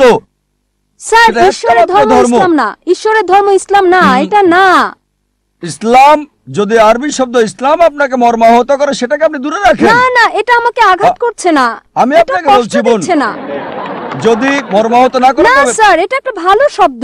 কিভাবে এটা অন্যকে আঘাত করে? অন্তত একজন শিক্ষিত মেয়েকে না। মাশাআল্লাহ, আপনি একজন শিক্ষিত মেয়ে। হ্যাঁ, ধন্যবাদ, অনেক ধন্যবাদ আপনাকে। ধন্যবাদ স্যার। বোন, ইসলাম হচ্ছে নিজের ইচ্ছাকে আল্লাহর কাছে সমর্পণ করা। ইসলাম নিয়ে যদি সমস্যা হয়, দরকার নেই, তবে আপনার ইচ্ছাকে সমর্পণ করুন। আল্লাহ কোরআনে বলেছেন, সূরা আল ইমরান অধ্যায় 3 আয়াত 19, একমাত্র ধর্ম, একমাত্র জীবন ব্যবস্থা আল্লাহর কাছে গ্রহণযোগ্য হচ্ছে নিজের ইচ্ছাকে আল্লাহর কাছে সমর্পণ করা। হ্যাঁ ভাই। মিস্টার নায়েক, আমি ডাক্তার সূর্যকান্ত পাওয়ার, সেন্ট জর্জ হসপিটাল থেকে এসেছি। ধন্যবাদ এমন সুন্দর এবং আলোকিত বক্তব্যের জন্য। কোরআন ঈশ্বরের বাণী এই বিষয়ের উপর আপনি বলেছেন যে কোরআন আল্লাহর বাণী। আমার প্রশ্ন হলো, আপনার কাছে ঈশ্বরকে কে সৃষ্টি করেছেন? ঈশ্বরের উৎসটা কি? ভাই, খুব সুন্দর প্রশ্ন করলেন যে যদি কোরআন ঈশ্বরের বাণী হয়, তাহলে ঈশ্বরের স্রষ্টা কে? খুব ভালো প্রশ্ন। যদি আপনাকে জিজ্ঞেস করি যে আপনার বন্ধু জন একটা সন্তান জন্ম দিয়েছে, আপনি কি বলতে পারবেন সন্তানটা ছেলে না মেয়ে? আপনার বন্ধু জন হাসপাতালে একটা সন্তান জন্ম দিয়েছে, সন্তানটা ছেলে নাকি মেয়ে বলতে পারবেন? অনুমান করে বলেন না, ছেলে না মেয়ে। বলতে পারছি না। সরি, অনুমান করতে পারছি না। চেষ্টা করেন, 50% হলেও বলেন। হ্যাঁ, 50 ভাগ, অর্ধেক সম্ভাবনা। ঠিক আছে, বলেন। ছেলে। ছেলে। ভাই, পুরুষ কি সন্তান জন্ম দিতে পারে? না। এখন এটা ছেলে না মেয়ে? নামটা মেয়ে নাম হতে হবে। আমি আপনাকে বলছি আপনার বন্ধু জন। আমি জানি না কোনো মহিলার নাম জন হয় কিনা। না, আমরা বলবো না। আচ্ছা আচ্ছা, ধরেন আপনার বন্ধু, ছেলে বন্ধু, সে হাসপাতালে গিয়ে একটা সন্তান জন্ম দিল। সন্তানটা ছেলে না মেয়ে? মেয়ে। পুরুষ কি সন্তান জন্ম দিতে পারে? না। এখন বুঝতে পেরেছেন, পুরুষ সন্তান জন্ম দিতে পারে না, তাহলে ছেলে না মেয়ে প্রশ্নটা আসে কি করে? তাই বলা হয়েছে ঈশ্বরকে কেউ সৃষ্টি করেনি। আপনার প্রশ্ন, কে ঈশ্বরকে সৃষ্টি করেছে? আমার প্রশ্নের মতো যে পুরুষটা সন্তান জন্ম দিয়েছে হাসপাতালে, সেটা ছেলে নাকি মেয়ে, প্রশ্নটাই অযৌক্তিক। কারণ আমরা জানি যে পুরুষ সন্তান প্রসব করে না, তাহলে ছেলে না মেয়ে প্রশ্ন আসে কি করে? তাই বলা হয়েছে ঈশ্বরকে কেউ সৃষ্টি করেনি। প্রত্যেক সৃষ্টির একজন স্রষ্টা থাকে, ঈশ্বরের কোনো স্রষ্টা নেই। তাই নাস্তিকের সাথে তর্কের সময় কখনোই বলি না যে সবকিছুরই স্রষ্টা আছে। আমি বলি প্রত্যেক সৃষ্টির স্রষ্টা আছে, ঈশ্বর কোনো সৃষ্টি নয়। বলা হয়েছে যখনই আমি বলবো ঈশ্বরের স্রষ্টাকে, আর সেই ঈশ্বর নয়। তার সংজ্ঞা হচ্ছে আল্লাহর কোনো স্রষ্টা নেই। আশা করি উত্তরটা পেয়েছেন। ঠিক আছে, ধন্যবাদ। আমার নাম আরিয়ান পুত্র কুমার নারায়ণ সিং কৌন্তে, দিল্লি থেকে এসেছি। আমি ভালো ইংরেজি বলতে পারি না, এজন্য আমি দুঃখিত। স্যার, আমি জিজ্ঞেস করতে চাই যে ভগবানের বানানো নিয়মে কি পরিবর্তন হতে থাকে? আমি এজন্য জিজ্ঞেস করছি যে ইসলাম ধর্মে বলা হয় যে মানুষের কখনো পুনর্জন্ম হয় না, আর শ্রীমদ্ ভগবত গীতাতে শ্রীকৃষ্ণ অর্জুনকে বলেছিলেন, হে পৃথিবীর মানুষ, যার মানে সবাই কয়েকবার জন্ম নেয়। হয়তো তোমার জানা নেই যে আমার কয়েকবার জন্ম হয়ে গেছে। আমি প্রথমে গীতাতে যে জ্ঞান দিয়েছিলাম তা প্রথমে মানুষকে দিয়েছিলাম, যাকে আপনারা সবাই নূহ আলাইহিস সালাম হিসেবে চিনে থাকেন। আবার পরের বার বলছে যে আমি সূর্যদেবকে এই জ্ঞান দিয়েছিলাম, এখন আমি আপনাকে এটা দিচ্ছি। তাহলে স্যার আপনি কি বলতে পারেন যে মানুষের কি পুনর্জন্ম হয় নাকি হয় না? সময়ের সাথে সাথে কি ভগবানের দেওয়া নিয়মের কোনো পরিবর্তন হয় কিনা আমি জানতে চাই। ভাই দুটো প্রশ্ন করলেন। প্রথম প্রশ্ন হচ্ছে সর্বশক্তিমান ঈশ্বরের আইন এবং শিক্ষার মধ্যে কোনো পরিবর্তন করা যায় কিনা, পরিবর্তন হতে পারে কিনা। আর দ্বিতীয় প্রশ্ন, একজন মানুষ দ্বিতীয়বার জন্মাবে কিনা, পুনর্জন্ম হবে কিনা। আর একটা উদ্ধৃতি দিলেন গীতা থেকে, এটা নিয়ে পরে বলবো। এবার আসুন আপনার প্রথম প্রশ্নে, ঈশ্বরের বিধান পরিবর্তন হয় কিনা। যদি ঈশ্বরের বিধানটা সময় সংশ্লিষ্ট হয়ে থাকে, যদি সেটা নির্দিষ্ট একটা গোত্রের মানুষের জন্য হয়, নির্দিষ্ট সময়ের জন্য হয়, তবে এটা পরিবর্তন হয়। যেমন ধরেন আমি আলোচনায় বলেছি তাওরাত, জাবুর, ইনজিল সবগুলো সর্বশক্তিমান ঈশ্বর প্রেরিত, তবে সেগুলো ছিল একটা নির্দিষ্ট গোত্রের লোকদের জন্য, একটা নির্দিষ্ট সময়ের জন্য। কিন্তু ঈশ্বরের সর্বশেষ এবং চূড়ান্ত নাজিল হওয়ার পর কোনো কিছু যুক্ত করা যাবে না, কোনো কিছুই বাদ দেওয়া যাবে না। কোরআন হচ্ছে সর্বশক্তিমান আল্লাহর সর্বশেষ এবং চূড়ান্ত বার্তা। আর কোনো ওহী নাজিল হবে না। নবী মুহাম্মদ সাল্লাল্লাহু আলাইহি সাল্লাম হলেন সর্বশেষ এবং চূড়ান্ত নবী, আর কোনো নবীও আসবেন না। আল্লাহ বলেন সূরা আহজাব অধ্যায় 33 আয়াত 40, মা কানা মুহাম্মাদুন আবা আদম মিন রিজালিকুম ওয়ালাকিন রাসূলুল্লাহ ওয়া খাতামুন নবিয়্যিন ওয়া কানা আল্লাহু বিকুল্লি শাইইন আলিমা। যে মুহাম্মদ সাল্লাল্লাহু আলাইহি সাল্লাম কোনো পুরুষের পিতা নন, তবে তিনি আল্লাহর রাসূল এবং নবীদের সিলমোহর। আর আল্লাহ সর্বজ্ঞ সর্বজ্ঞানী। নবী মুহাম্মদের পর যদি কেউ বলে সে আল্লাহর নবী, তার কাছে ওহী আসে, তার মানসিক চিকিৎসা দরকার। নবী মুহাম্মদ সর্বশেষ এবং চূড়ান্ত নবী। কোরআনের পর আর কোনো ওহী আসবে না, এ কথা কোরআনে স্পষ্ট বলছে সূরা মাইদা অধ্যায় 5 আয়াত 3। আজ তোমাদের জন্য আমার দিনকে পূর্ণ করলাম এবং জীবন বিধান হিসেবে দিলাম ইসলাম, আর আমার অনুগ্রহ পূর্ণ করলাম। যখন ধর্ম পরিপূর্ণ করা হয়েছে তখন নতুন কোনো কিছু যুক্ত করা যাবে না, কিছু বাদও দেওয়া যাবে না। আপনার প্রশ্নে হ্যাঁ, পুরাতন ওহী পরিবর্তন হতে পারে, তবে মূল বার্তা প্রথম ওহী থেকে শেষ ওহী পর্যন্ত তাওহীদ সম্পর্কে, আল্লাহর একত্ববাদ সম্পর্কে এক। তাই সব গ্রন্থই যেগুলো কোরআনের আগে এসেছে সেগুলো আসল রূপে আর নেই। মানুষ সেগুলোকে পরিবর্তন করে দিয়েছে, কারণ সেগুলো সর্বকালের জন্য নয় এবং আল্লাহ সেগুলো সংরক্ষণ করার প্রয়োজন মনে করেননি। এবার যদি কোরআনের ব্যাপারে বলেন, আল্লাহ বলেছেন সূরা হিজর অধ্যায় 15 আয়াত 9, আমি কোরআন নাজিল করেছি, আমি এর সংরক্ষণকারী। এই কোরআনকে যদি সমগ্র মানবজাতি পরিবর্তন করার চেষ্টা করে তারা তা পারবে না। সমগ্র মানবজাতি আর জিন একত্রিত হলেও কোরআনকে পরিবর্তন করতে পারবে না। আর পূর্ববর্তী কিতাবের ব্যাপারে বললে হ্যাঁ, তাহলে তা করতে পারবে, তবে চূড়ান্ত বার্তার ক্ষেত্রে পারবে না। এটা হচ্ছে চূড়ান্ত। এবার আসুন আপনার দ্বিতীয় প্রশ্নে। স্যার আমার দ্বিতীয় প্রশ্ন ছিল, আমার মনে আছে আল্লাহর কাছে মনে আছে, আমার যে মনে আছে তিনজন মানুষ থাকে, তাদের সাথে আমাদের ব্রহ্মা, বিষ্ণু আর মহেশ, এই তিনজনের কাজ আলাদা আলাদা। তার মানে প্রথমে ব্রহ্মা যে প্রাণী যে কাজই করে সে অনুযায়ী তাকে জন্ম মানে আবারও পৃথিবীতে পাঠিয়ে দেয়। দ্বিতীয় কাজটি করে বিষ্ণু। বিষ্ণুজি সবাইকে লালন পালন করে আর তাদের দায়িত্বে থাকে। তৃতীয় যে মহাদেব আছেন, যাকে দেব আদি মহাদেব ডাকা হয়, মানে যাকে শিবশঙ্কর বলা হয়, আর তিনি সবার হিসাব মিলিয়ে দেন। তাহলে কি আপনাদের মানে আল্লাহর কাছে যে তিনজন থাকেন তারাও কি এই একই কাজ করেন? ভাই ইসমাইল, ইসরাইল প্রশ্ন করলেন, সেটা উত্তর দেব। আগে পুরাতনটার উত্তর দিয়ে নেই। আপনি পুনর্জন্ম সম্পর্কে জিজ্ঞেস করেছেন, জি। এখন সেটার উত্তর চান কি চান না? জি চাই। চান, তাহলে পুনর্জন্ম সম্পর্কে প্রথমে কিছু বলি, তারপর ব্রহ্মা, বিষ্ণু, শিবা নিয়ে বলবো ইনশাআল্লাহ। দুটোর উত্তর দেব। ভাই একটা নতুন প্রশ্ন করলেন, আমি বললাম আগে পুরনোটার উত্তর দেব, তারপর আমি নতুন প্রশ্নের উত্তর দেব। দ্বিতীয় প্রশ্নটা ছিল পুনর্জন্মে বিশ্বাস করি কি না দ্বিতীয় জীবনে। এবার পুনর্জন্মের ব্যাপারে বললে ভগবদ গীতা থেকে উদ্ধৃতি দিলেন, তবে বেদ হিন্দু ধর্মের সবচেয়ে পবিত্র গ্রন্থ। বেদ হচ্ছে প্রথম, এগুলো হচ্ছে শ্রুতি, তারপরে আসে হচ্ছে স্মৃতি। মহাভারতের অংশ হলো ভগবদ গীতা। যদিও ভগবদ গীতা বেশি পড়া হয় বেদের চেয়ে, তবে নির্ভরযোগ্যতার ক্ষেত্রে বেদ হচ্ছে উপরে। বেদ পুনর্জন্ম সম্পর্কে বলছে, পুনর্জন্ম মানে পরবর্তী জীবন। আর যদি কোরআন পড়েন, কোরআনও এই কথা বলছে। কোরআন বলছে আপনি পৃথিবীতে আসবেন, তারপর মারা যাবেন, আবার পুনরুত্থিত হবেন। পূর্ণ মানে পরবর্তী, জনম মানে জীবন, পুনর্জন্ম। কোথাও বেদ বলছে না জীবন মৃত্যু, জীবন মৃত্যু, জীবন মৃত্যু, কোথাও বলছে না এই কথা, কোথাও বলেনি। ভগবদ গীতাও এ ব্যাপারে কিছু বলেনি। আপনি যে উদ্ধৃতিটা দিয়েছেন ভগবদ গীতা অধ্যায় 4 অনুচ্ছেদ 22, আমি রেফারেন্সটা দিচ্ছি, এটা ভগবদ গীতায় উল্লেখ আছে। হিন্দুদের মতে এটা সর্বশক্ত ঈশ্বরের বাণী। তাতে বলা হয়েছে যেহেতু মানুষ কাপড় পরিবর্তন করে, পুরাতন কাপড় ফেলে দেয়, নতুন কাপড় পরিধান করে, একইভাবে আত্মা নতুন দেহের ভেতরে যায়। পুরাতন দেহকে ফেলে দিয়ে নতুন দেহে যায়, আমার কোনো সমস্যা নেই।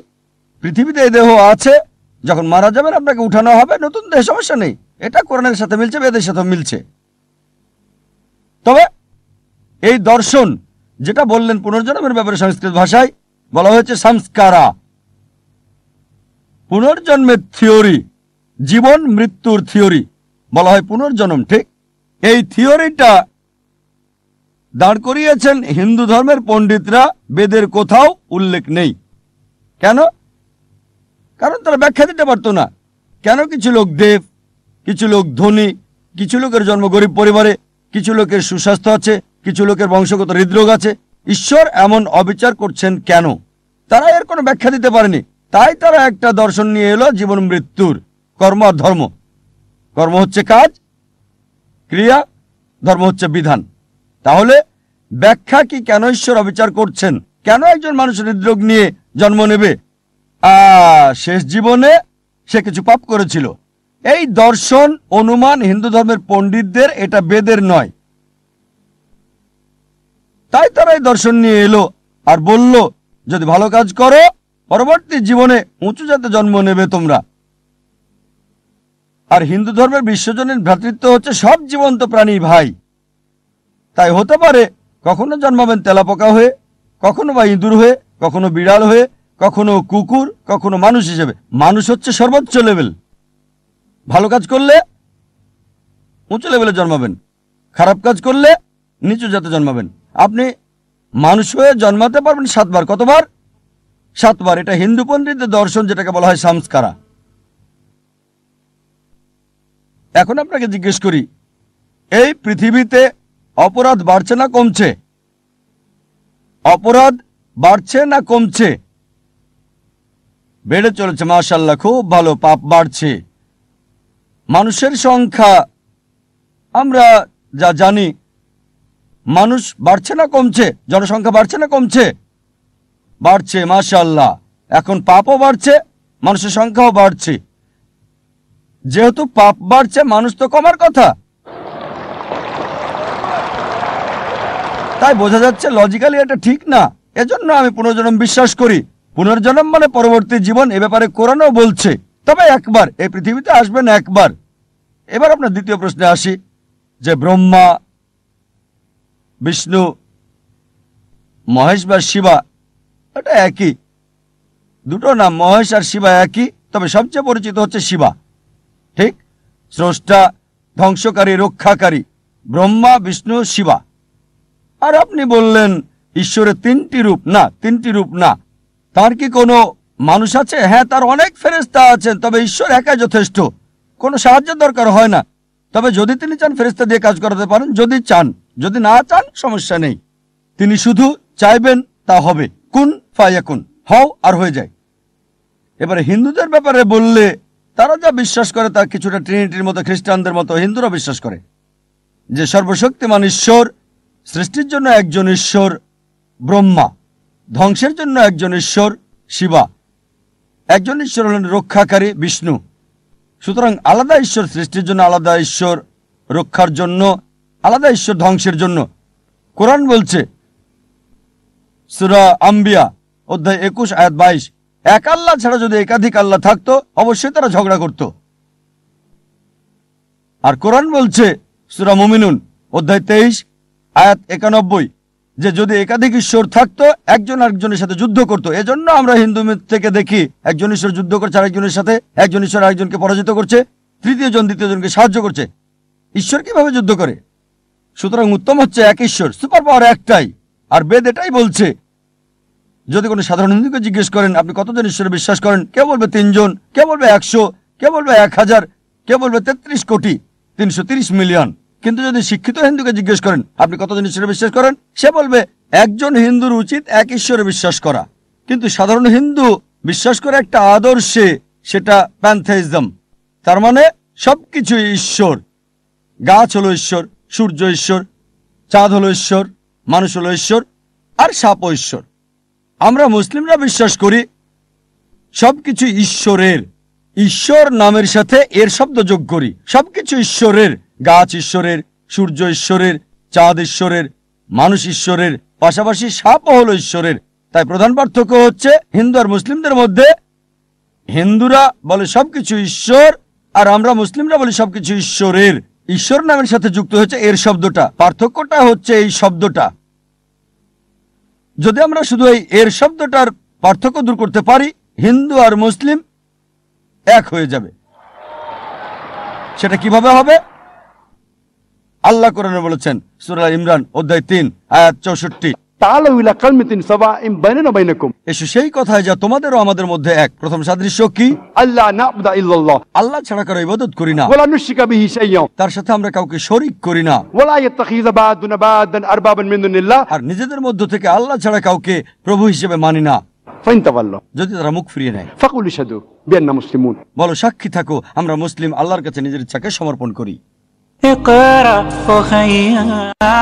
কোন ধর্মকে যাচাই করার ভালো উপায় হলো ধর্মের অনুসারীদের না দেখে সেই ধর্মের গ্রন্থগুলোকে দেখা। এখন যদি হিন্দু ধর্মগ্রন্থ দেখি, যদি আমরা পড়ি উপনিষদ, বেদ, উপনিষদ এগুলো সবচেয়ে পবিত্র।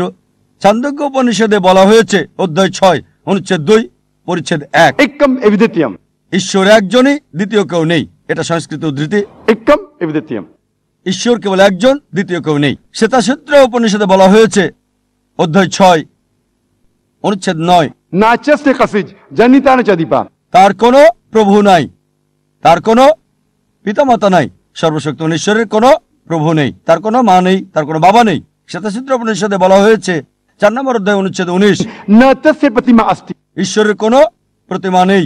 প্রতিমা মানে প্রতিচ্ছবি, প্রতিমা মানে ফটোগ্রাফ, ভাস্কর্য, মূর্তি, পেন্টিং। সর্বশক্তিমান ঈশ্বরের কোনো ফটোগ্রাফ নেই, কোনো প্রতিমা নেই, কোনো প্রতিমূর্তি নেই, কোনো পেন্টিং নেই, তার কোনো ছবি নেই।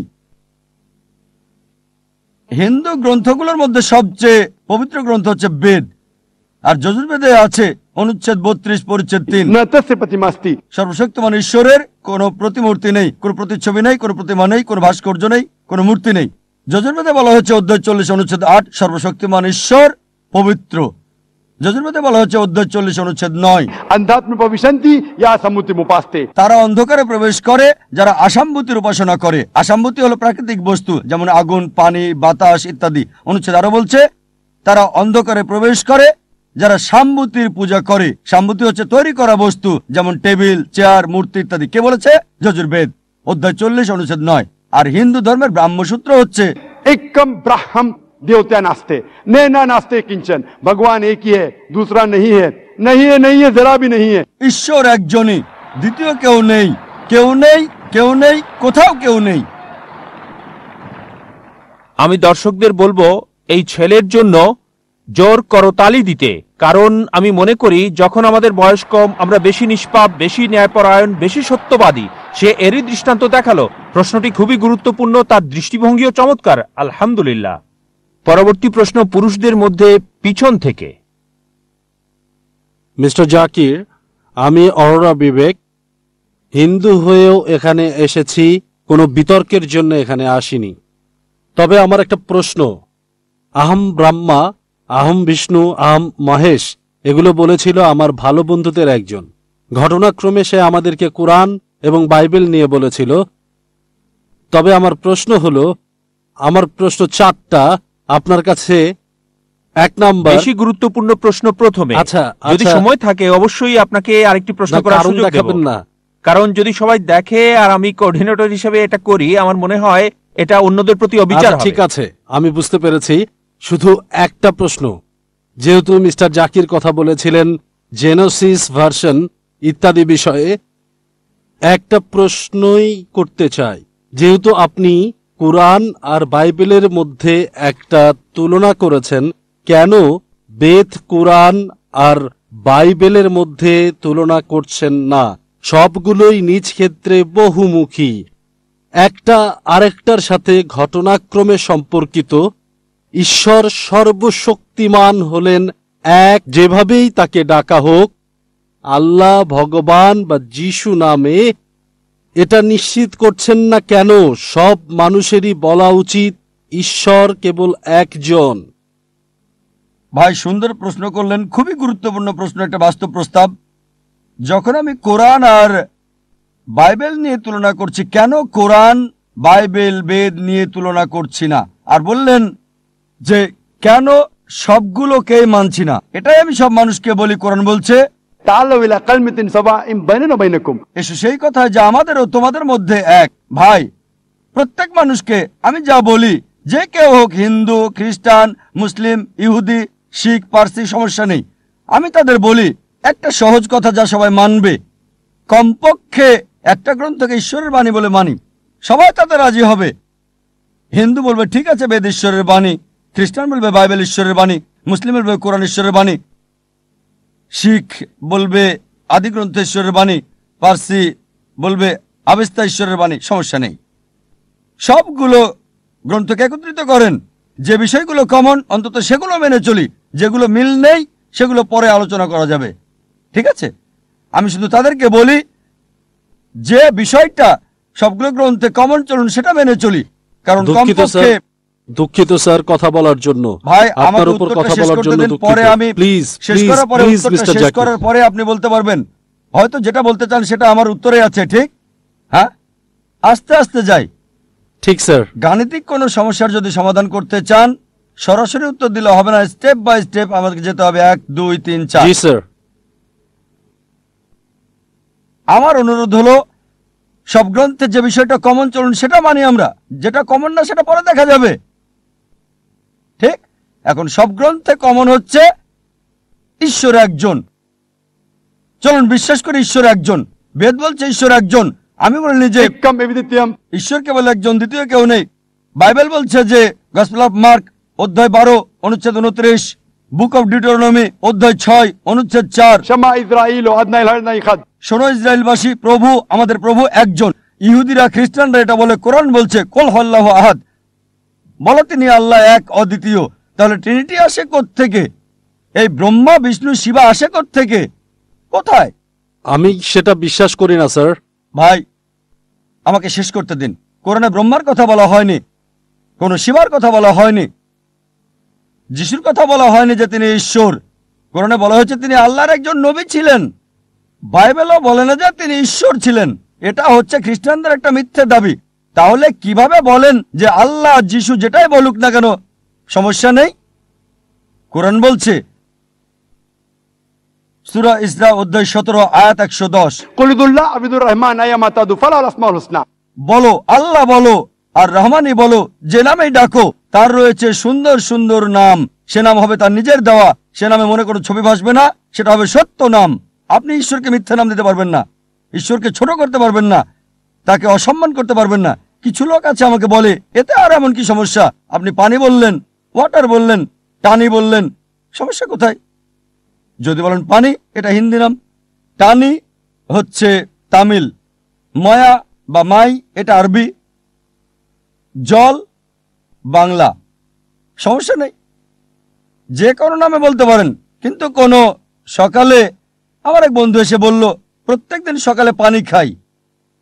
ডাক্তার আমাকে বলল বেশি করে পানি খান, তবে পানি খাওয়ার পর আমার বমি হলো। আমি বললাম কেন? না, পানিটা হলদে বর্ণের ছিল। ডাক্তার পানি খেতে বলল, সে প্রতিদিন সকালে 1 গ্লাস করে পানি খায়, পানিটা হলদে। হলদে? হলুদ?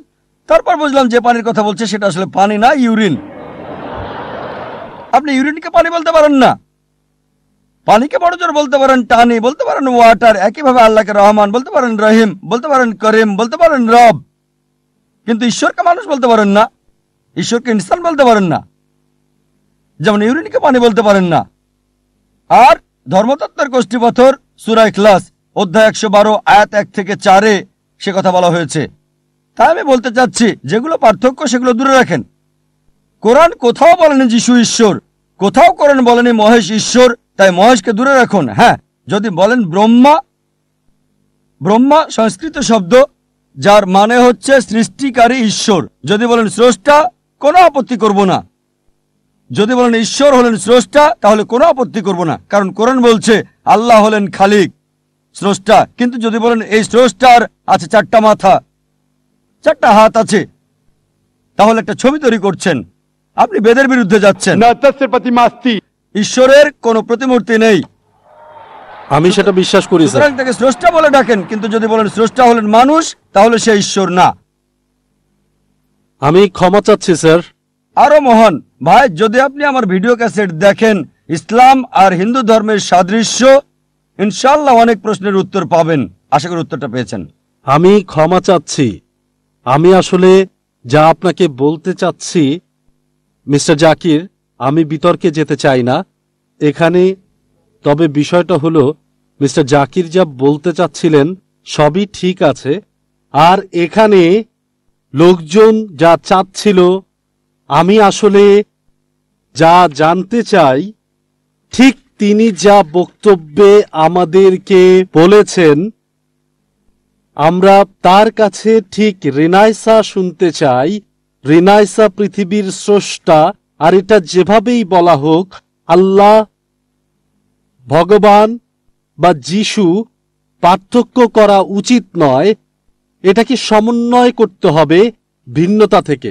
ধন্যবাদ ভাই, যদি আমার লেকচার শুনে থাকেন, আল্লাহ বলে ডাকেন, কোনো সমস্যা নেই, অথবা ডাকেন ভগবান।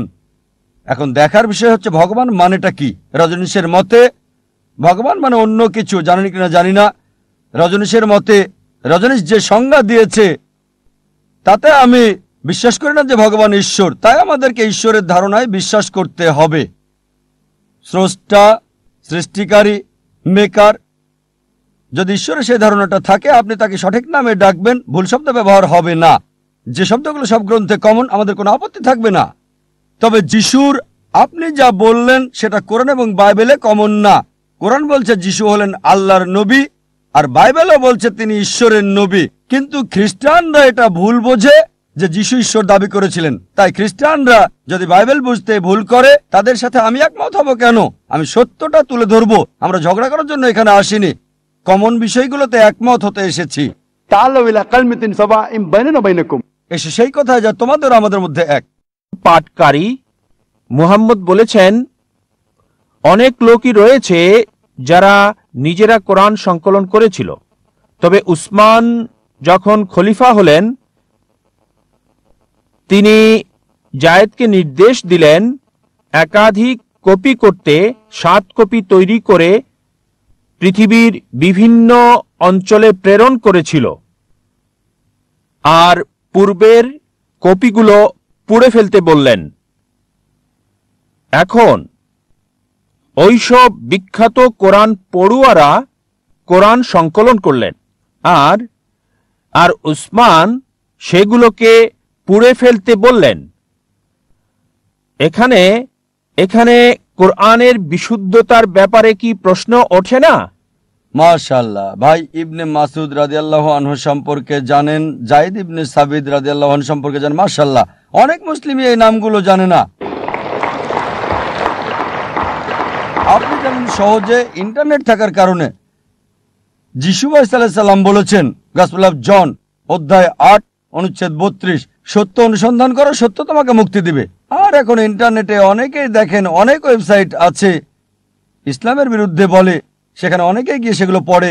কোনো সমস্যা নেই ভাই, সমস্যা নেই। আপনার প্রশ্নের ব্যাপারে যদি বলি, যারা কোরআন সংকলন করেছিলেন সাহাবাগণের একটি দল ছিলেন নবীজির সাহাবাগণ। যখনই নবীজি কোনো ওহী পেতেন, তাদের সামনে তিনি ওহী বলতেন। যেমন ধরেন, इकरा बिस्मि रब्बिकल्लाजी खलक खलकल इंसाना मिन अलक। তিনি ওহী পেয়েছেন, আর মাশাআল্লাহ স্মৃতিশক্তি খুবই ভালো ছিল, আল্লাহ দিয়েছেন যাতে মনে রাখতে পারেন। তিনি পুনরাবৃত্তি করতেন, আর এগুলো লিখে রাখা হতো। নবীজি নিজে তদারকি করতেন, তিনি ছিলেন উম্মি। কিভাবে করতেন যাচাই? বলতেন পড়ো, इकरा बिस्मि रब्बिकल्लाजी खलक। ঠিক আছে। তাই নবীজি নিজে যাচাই করতেন। তার জীবদ্দশায় কোরআনের যাই লেখা হতো তা সঠিক ছিল কিনা তিনি নিজে তত্ত্বাবধান করতেন এবং নবীজি এই লেখকগণকে নিয়োগ দিয়েছিলেন। যখন ওহী আসতো 22 বছরের বেশি সময় ধরে সব লিখে রাখা হতো আর পরবর্তীতে একসাথে করা হয়েছে। সবকিছু তত্ত্বাবধান করেছেন নবী মুহাম্মদ সাল্লাল্লাহু আলাইহি ওয়াসাল্লাম, ক্রমধারাটাও। আর তারপর অনেক মানুষই নবীজির কাছে আয়াত শুনলে লিখে রাখতো নিজেদের নোট বইয়ের মধ্যে। অনেক সাহাবা এটা করেছেন, তবে এই ব্যক্তিগত সংগ্রহকে নবীজি চেক করে দেখেননি। ধরেন একজন টিচার নোট দিচ্ছেন, 100 ছাত্র তা লিখছে, কিভাবে জানবে তারা ভুল না ঠিক লিখছে? যদিও আমি লেকচার দেই আর কিছু লোক লিখে রাখে অধ্যায় নম্বর আয়াত নাম্বার অধ্যায় নম্বর আয়াত নাম্বার দ্রুত লিখে রাখলো, আর যাচাই না করে দিলে তারা বলবে ও জাকির ভাই কথা বলেছেন। কোথায় আমি বলেছি? আমি কি চেক করেছি? তাই হয়েছিল। পরবর্তীতে অনেকগুলো ভার্সন হয়েছিল কোরআনের। ভার্সন মানে লোকজন মনে করেছিল তাদের ব্যক্তিগত নোটটাই হচ্ছে কোরআন। যখনই ইসলামের বিস্তার হতে লাগলো অনেকেই জানতো না যে কোনটা আসল কোরআন। আর সেই সময় সংকলন করা কোরআনের কপি হযরত আবু বকর রাদিয়াল্লাহু আনহুর কাছে ছিল। পরবর্তীতে এই কপি ছিল নবীজির স্ত্রী হযরত হাফসা রাদিয়াল্লাহু আনহার কাছে। উসমান রাদিয়াল্লাহু আনহু সেই কপি নিয়ে একাধিক সংখ্যা করলেন যাতে করে পৃথিবীর বিভিন্ন জায়গায় এই কপি পাঠানো যায়। আর বললেন এই কপি ছাড়া তোমাদের হাতে যে কপি আছে পুড়িয়ে ফেলো, ভুল সঠিক যাই হোক, কারণ ওইগুলো যাচাই করা হয়নি। লোকজনের হাতে নিজস্ব নোট ছিল। ধরেন আমার লেকচার নোট করে অনেকে এখানে নোট করছে, হতে পারে 80% বা 90% সঠিক, 100% খুবই কঠিন। ঠিক, 100% হওয়া খুবই কঠিন। 80 বা এটা হতে পারে 100%ই সঠিক যদি আমি চেক করে আমার লেকচারের বই দিই। আপনি একটা বই পাচ্ছেন কোরআন এবং আধুনিক বিজ্ঞান, আমি যাচাই করে লিখেছি, আপনার নোটটা আপনি ফেলে দেন। কেন আপনার নোট লাগবে? আমি তো বই দিচ্ছি। যদিও পুরো লেকচারটা পাচ্ছেন না, লেকচারের অংশটা পাচ্ছেন কোরআন এবং আধুনিক বিজ্ঞান, এখন ওই অংশের নোটগুলো আপনাকে ফেলে দিতে বলবো আমি। এটা ঠিক, এটা দেখেছি আমি, ডাক্তার জাকির নায়েক, আমার বই। একইভাবে যা নবীজি যাচাই করে রেখে গেছেন, আল্লাহ সুবহানাহু ওয়া তাআলার ওহী, হযরত উসমান রাদিয়াল্লাহু আনহু বললেন অন্য সব কপি পুড়িয়ে ফেলতে। তার মানে এই না যে বিভিন্ন কোরআন ছিল, কোরআন একটাই যা নাজিল হয়েছিল। তবে যখন লোকজন নিজেরা নোট রেখেছিল তাতে কিছু পার্থক্য ছিল, আর এই কারণেই সেই আসলটার একটা কপি এখন জমা রয়েছে কোপ্তাকি জাদুঘরে ইস্তাম্বুলে। তাই এটাকে যদি চেক করেন আজকের মুসাফ দিয়ে একই রকম পাবেন, অক্ষরে অক্ষরে শব্দে শব্দে মিল। তাই যদি পরিবর্তন করতে চান আপনারা পারবেন না, কারণ এখন লক্ষ লক্ষ মানুষ আছে যারা কোরআন মুখস্থ করে রেখেছে। আর এখানে দর্শকদের মাঝে অনেকেই মাশাআল্লাহ হাফেজ রয়েছেন, মাশাআল্লাহ তাদের অন্তরে কোরআন রয়েছে। যদি সব কপি পুড়িয়ে ফেলেন, সব হাফেজকে একত্রিত করে আবার আসল কপি শব্দে শব্দে অক্ষরে অক্ষরে মিলে তৈরি করা যাবে। আশা করি উত্তরটা পেয়েছেন। তবে এটা কি এক না বিখ্যাতকারীরা মুহাম্মদের সময়ের আর জায়েদ সংকলন করেছিলেন মুহাম্মদের মৃত্যুর অনেক পর? বলতে গেলে পুরোটাই ভুল। আমাদের যা বুঝতে হবে, জায়েদ ইবনে সাবিতকে প্রধান ওহী লেখক হিসেবে নিয়োগ দেওয়া হয়েছিল, সাথে অনেক সাহাবী ছিলেন, তাকে প্রদান করা হয়েছিল। আর নবীজি মুহাম্মদ সাল্লাল্লাহু আলাইহি সাল্লাম নিজে সেগুলোকে যাচাই করেছিলেন। পরবর্তীতে হযরত আবু বকর রাদিয়াল্লাহু আনহুর সময়ে এটাকে বইয়ের আকার দেওয়া হয়, কারণ সেই সময় কোনো কাগজ ছিল না, কলম ছিল না। এগুলো লেখা হতো পাথরে, হাড়ের উপর, ব্লেডের উপর, বিভিন্ন বস্তুর গায়ে। পরবর্তীতে এটাকে একটা বস্তুর ভেতর রাখা হয়, তারপর বই আকারে। কোথাও বলা হয়নি যে বিভিন্ন ভার্সন ছিল। তাই সকল ওহী লেখকদের আবার যখন কোরআন লেখা হয়, হযরত উসমান রাদিয়াল্লাহু আনহু সবাইকে ডেকে নিয়ে তাদেরকে দায়িত্ব দিলেন যারা প্রথম ওহী লিখেছিলেন, এবং আবারও জায়েদ ইবনে সাবিতকে প্রদান করা হয়। আশা করি উত্তরটা পেয়েছেন। হ্যাঁ বোন, পরবর্তী প্রশ্নটি করুন। ভাই জাকির নায়েক, আসসালামু আলাইকুম। আমি নামিতা, পেশায় একজন কিন্ডারগার্টেন শিক্ষক। প্রথমে আপনাকে আমি অভিনন্দন জানাতে চাই আপনার এই মহান কাজের জন্য। শান্তি, ভালোবাসা আর ভ্রাতৃত্বের বাণী প্রচারের ক্ষেত্রে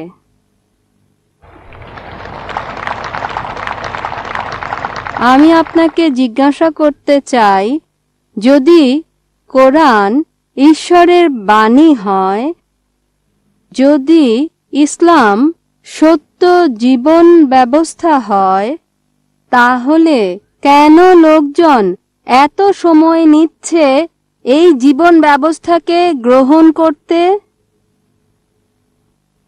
বোন সুন্দর প্রশ্ন করলেন। কোরআন আল্লাহর বাণী, ইসলাম সত্য ধর্ম, লোকজন কেন এটা গ্রহণ করতে দেরি করছে? বোন, সরল পথে থাকা সবসময় সহজ না।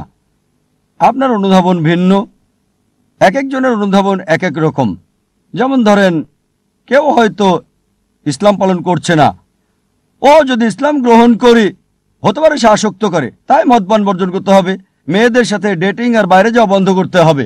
এটা তাকে সত্য গ্রহণে বাধা দিচ্ছে। হয়তো সে চিন্তা করে, ঠিক আছে ইসলাম ধর্ম ভালো, তবে আমি মদপান বন্ধ করব না, মেয়েদের সাথে মেলামেশা বন্ধ করব না, শুকর খাওয়া বন্ধ করব না।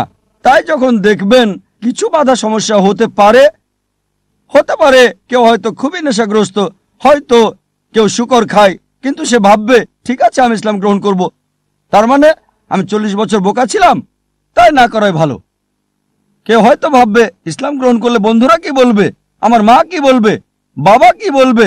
তাই বোন, এগুলোই হচ্ছে বাধা। এই বাধা অতিক্রম করতে পারলে সত্য গ্রহণ করতে পারবেন। তাই আপনাকে যা বুঝতে হবে, সত্য খুব স্পষ্ট, এটা যুক্তি মানে সম্পূর্ণভাবে স্পষ্ট। এছাড়াও কিছু বিষয় রয়ে গেছে আড়ালে। একজনকে দৃঢ়চেতা হতে হবে যে ঠিক আছে, যদি এটা সত্য হয় আমি গ্রহণ করতে প্রস্তুত, এমনকি অমুসলিম বন্ধুদের ত্যাগ করতে হলেও। বিশ্বাস করুন বোন, এটা শুধু একটি অনুধাবন।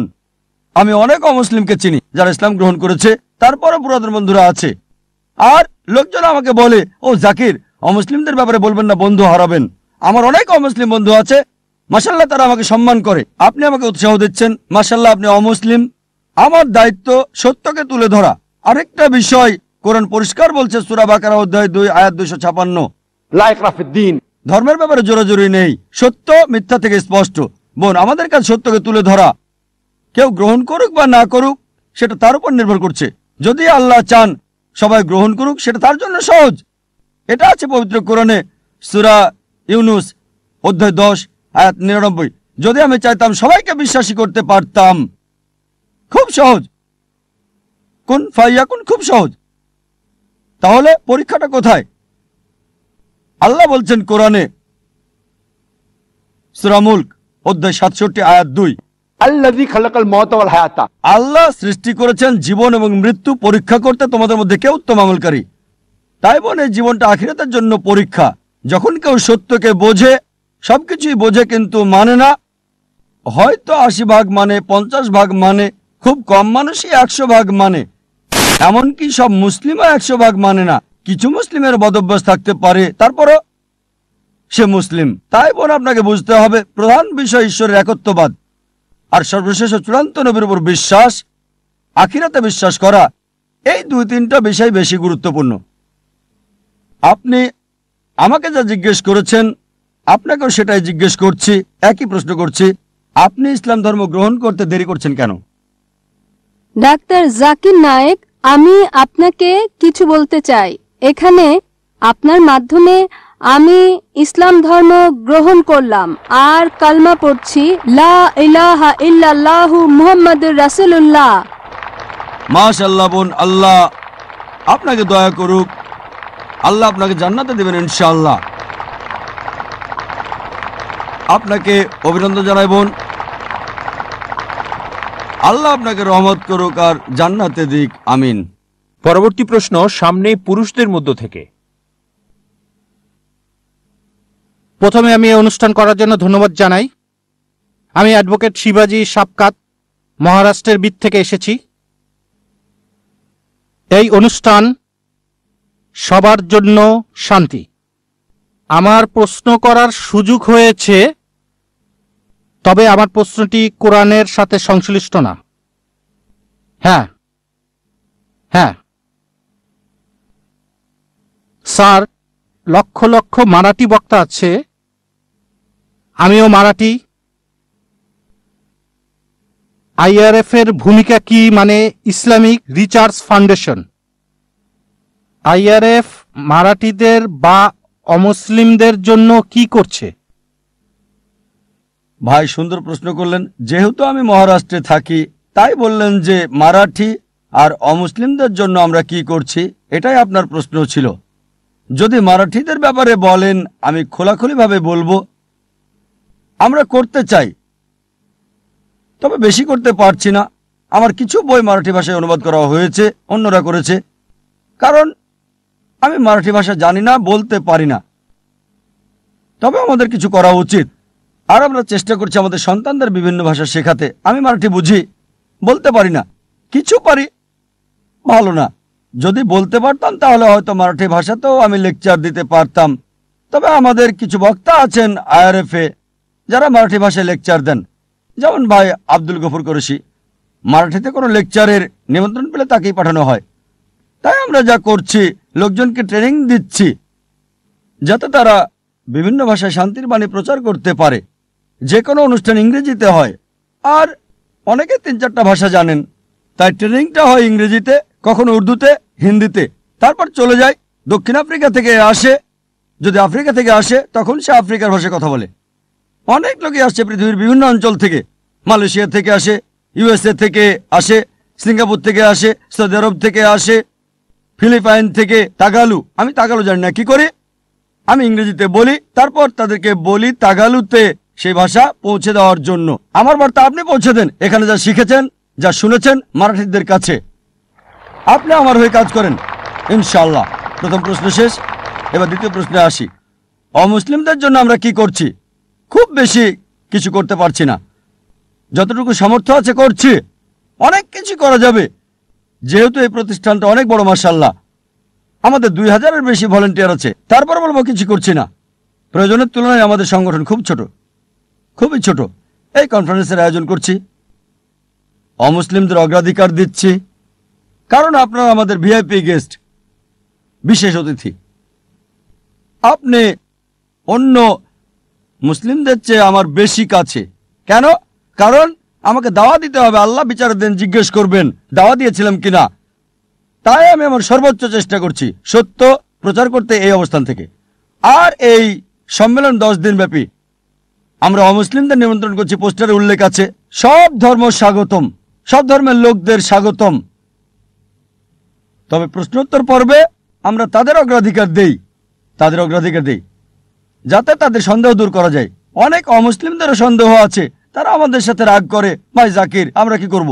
কিছুক্ষণ পর কালকে দেখে নেব, সমস্যা নেই। কাল মানে আগামীকাল না, হয়তো 10 দিন পরে। তাই সত্যটা জানানোর পাশাপাশি যা করছি, হয়তো 1 লক্ষ মানুষ হবে এখানে, মাশাআল্লাহ 1 লক্ষ মানুষ, কিন্তু 60 মিলিয়নেরও বেশি মানুষ সরাসরি দেখছে। তারপরও প্রয়োজনের তুলনায় সামান্য। IRF মানে ইসলামিক রিসার্চ ফাউন্ডেশন, যা করা দরকার এর সামান্যই করছি, তবে সামর্থ্যের সর্বোচ্চ চেষ্টা করছি। আর আল্লাহ তাআলার কাছে দোয়া করছি আমাদের এই চেষ্টাকে কবুল করো, সত্যের বাণী পৃথিবীতে প্রচারের এই চেষ্টাকে। আশা করি উত্তরটা পেয়েছেন। আপনার প্রতিষ্ঠানের জন্য শুভকামনা রইল।